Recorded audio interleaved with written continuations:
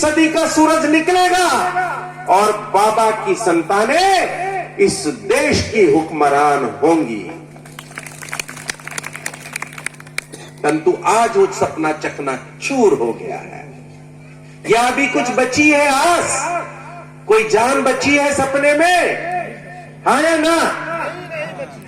बची है जान, जान बची है। जब तक हम जिंदा हैं तब तक सपना भी जिंदा है, काशीराम का विचार भी जिंदा है और काशीराम का सपना पूरा भी होगा। ये आपसे वचन है। काशीराम का सपना पूरा भी होगा। 110 करोड़ के लोग इस मुल्क के शासक नहीं बन पाए, ये हमारे नेताओं की कमी है। चाहे वो पिछड़ी जात के नेता हो, चाहे वो शेड्यूल कास्ट के नेता हो, चाहे वो शेड्यूल ट्राइब के नेता हो। कमी है कि नहीं है हमारी? हम बिखरा हुआ समाज है, तभी तो हमारी छाती पे वो मोम दल रहे हैं। हम इकट्ठे क्यों नहीं हो जाते? कौन सी दुश्वारी है हमारे सामने? कौन सी परेशानी है हमारे सामने? हम अपनी जात का ये झंझट खत्म क्यों नहीं कर देते, जिसकी वजह से हम गुलाम हैं, अपमानित हैं, अधिकार छिन रहे हैं और संविधान जा रहा है? क्यों नहीं हम इस झंझट को खत्म कर देते? कैसे हम बाबा के मानने वाले हैं? क्या हम ये दोहरा चरित्र कब तक जिएंगे जनाब? कब तक? जब तक हिंदुओं के चूड़े चमार बने रहोगे, इसी तरह अपमानित होते रहोगे, इसी तरह मसले जाते रहोगे, बहन बेटी की इज्जत ना बचा पाओगे, अपनी नौकरियां ना बचा पाओगे, प्रमोशन ना बचा पाओगे और भारत का संविधान भी नहीं बचा पाओगे जब तक इन हिंदुओं के चूड़े चमार बने रहोगे। समझ में आई बात क्या कही है? बाबा ने कुछ और ही कहा था और बाबा उसी बल पर 1932 में कमनल अवार्ड जीत के लाए थे, जो गैरा जी बता रहे थे। किस बल पर? इस बल पर कि साइमन कमीशन ने साफ साफ कहा था कि ये जो अछूत है ये हिंदू नहीं है, ये हिंदुओं से अलग समूह है, क्योंकि हिंदू इनको न मंदिर में जाने देता है, न स्कूल में जाने देता है, न बराबरी में बैठने देता है, न पीतल फूल के बर्तन में खाने देता है, न कपड़े पहनने देता है, इनको नंगा रहने पे मजबूर करता है, भुक्त नंगा रहने पे मजबूर करता है। ये इनके गुलाम है, इनसे अलग है, ये हिंदू नहीं है। इस बल पर बाबा को साइमन कमनल अवार्ड मिला था और आप सब भूल गए इतिहास। आपको जरूरत नहीं कुछ भी याद करने की। आप शिक्षक रिटायर हो गए, नौकरी से रिटायर हो गए, आपका दिमाग इतना नशे में हो गया कि आप समाज के अंदर बैठने को भी तैयार नहीं है। सहयोग तो क्या करेंगे आप?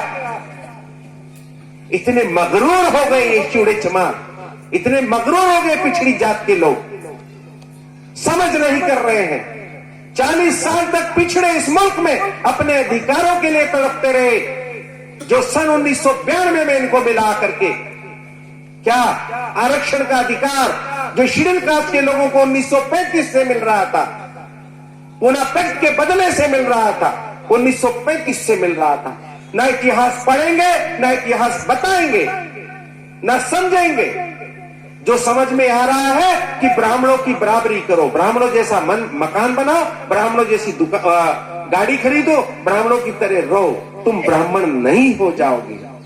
तुम अपने समाज को बेहतर बनाने के लिए काम करो। थोड़ा समय, थोड़ा पैसा उधर भी लगाओ। ये जागीर नहीं जो तनख्वाह तुम्हें मिलती है, जो व्यवसाय तुम्हें मिला है, चाहे तुम्हें पेट्रोल की टंकी मिली है, चाहे तुम्हें ग्राम प्रधानी मिली है, चाहे तुम्हें गैस एजेंसी मिली है, वो तुम उसकी जागीरदार नहीं। कोटा आज खत्म हो जाए तो ये टंकियां सब छिन जाएंगी। छिन जाएंगी कि नहीं छिन जाएंगी? ये विधायकी, ये प्रधानी सब छिन जाएंगी। भारत का संविधान जब तक जिंदा है तो अब करना क्या करेंगे आप? आपके सामने बहुत तेरी समस्याएं हैं। बहनों ने बताया भाई मजदूरी नहीं बढ़ रही है, महंगाई बहुत ज्यादा है, बच्चों को पढ़ाई कैसे, फीस बहुत ज्यादा बढ़ गई है, पेट्रोल के दाम कहां जा रहे हैं, बेरोजगारी बहुत ज्यादा बढ़ गई है, तो क्या करें? ये सारी समस्याएं तात्कालिक समस्याएं हैं। इन्हें शासन सत्ता में बैठ के चुटकियों में हल किया जा सकता है।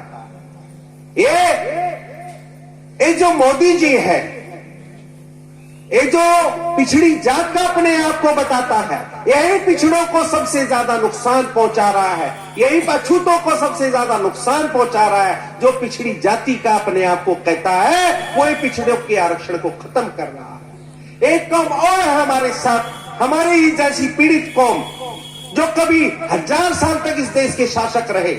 कौन? मुसलमान। जब ये देश आजाद हुआ, इस देश की आजादी से पहले मुसलमान 35% नौकरियों में थे। कितने?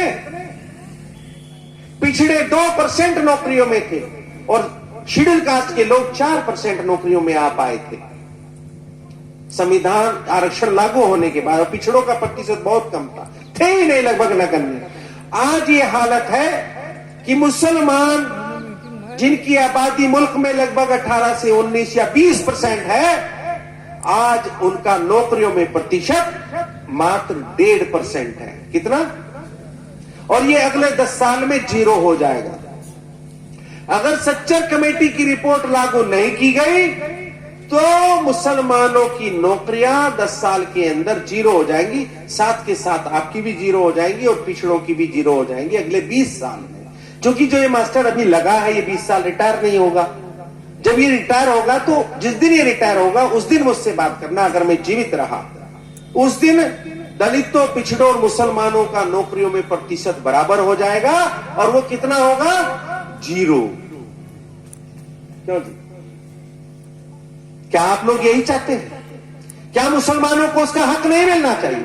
क्या उसका हक ब्राह्मण खाता रहे, ठाकुर खाता रहे, अपर कास्ट के लोग खाते रहे? जैसा कि 1992 तक पिछड़ों का हक अपर कास्ट के लोग खाते रहे और पिछड़ों को समझ ही नहीं थी कि करना क्या है। जब 1993 में मिले मुलायम काशीराम, हवा हो गए जय श्री राम,